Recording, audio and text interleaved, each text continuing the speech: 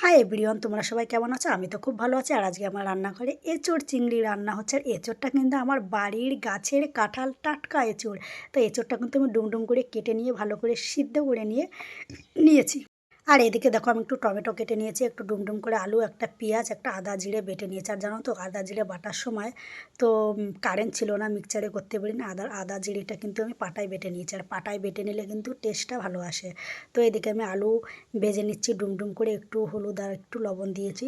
তো লাল লাল করে ভেজে নেব। ভাজার পরে কিন্তু আমি এবারে সোমবারে দেবো একটু তেজপাতা, শুকনো লঙ্কা আর জিরে সোমবার দিয়ে কিন্তু আমি এঁচোড়টা দিয়ে দেবো। আর এদিকে দেখো আমি একটু পেঁয়াজ দিয়েছি। আর পেঁয়াজটা তোমরা না দিলেই পারো, পেঁয়াজটা আমার আর কি ভালো লাগে খেতে সব তরকারির ভিতরই।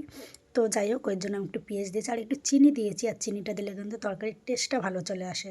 তো দেখো এইবার আমি পেঁয়াজটা দিয়ে দেবো। আর এদিকে পেঁয়াজটা আমি দিয়ে দিচ্ছি। পেঁয়াজটা যখন লাল লাল করে ভাজা হয়ে যাবে তারপরে আমি কিন্তু মশলাটা দিয়ে দেবো। তো চলো পুরো রান্নার ভিডিওটা তোমরা দেখতে থাকো। আর এঁচোড়টা কিন্তু আমি একটু যখন সিদ্ধ করেছি তখন কিন্তু একটু লবণ দিয়ে দিয়েছিলাম। আর লবণটা দিলে কিন্তু সেই এঁচোড়ের কষটা আর থাকে না। তো এদিকে কিন্তু আদা জিরেটা আমি দিয়ে দিয়েছি। পেঁয়াজটা কিন্তু লাল লাল করে ভেজে নিয়েই যে বাদামি কালার ভাজাটা হবে তখন কিন্তু আদা জিরেটা বেটে নিয়ে ভালো করে মশলাটা কষিয়ে নিয়ে কিন্তু তারপরে কিন্তু আমি সিদ্ধ করা সেই এঁচোড়টা কিন্তু আমি দিয়ে দেবো। তো এঁচোড়টা দিয়ে ভালো করে এদিক ওদিক করে নাড়াচাড়া করলেই কিন্তু এঁচোড়টার সাথে মশলাটা ভালো করে কষবে। কষা হয়ে গেলে পরে কিন্তু আমরা এদিকে জল দিয়ে দেবো। আমার কষাটা কিন্তু হয়নি, সুন্দর করে কিন্তু আমি কষিয়ে নেব। আর যত কষাবে তত কিন্তু টেস্টটা ভালো আসবে। তো ভাজা করা সেই আলুটা আর টমেটোটা দিয়ে দিলাম। তো টমেটোটা কিন্তু আমি হালকা করে একটু তেলে ভেজে নিয়েছিলাম, কাঁচা টমেটোটা আমি ব্যবহার করিনি। তো এবার কিন্তু সুন্দর করে আমি কিন্তু কষিয়ে নেব। এদিকে সুন্দর করে কিন্তু আমি কষিয়ে নিয়েছি। আর এঁচোড় চিংড়িটা কার কার ভালো লাগে খেতে অবশ্যই একটু কমেন্টে জানাবে। আর আমার তো খুবই ভালো লাগে খেতে। তো নিজেদের বাড়ির গাছের কাঁঠালের এঁচোড় তো স্বাদ করে রান্না করে টেস্ট করে খাবো, সেটাই তো, তাই না?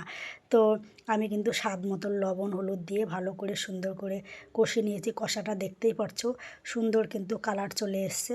তারপরে কিন্তু আমি একটু জল ঢেলে দেবো। জল দিয়ে দিলে বেশ ঢেকে দেবো।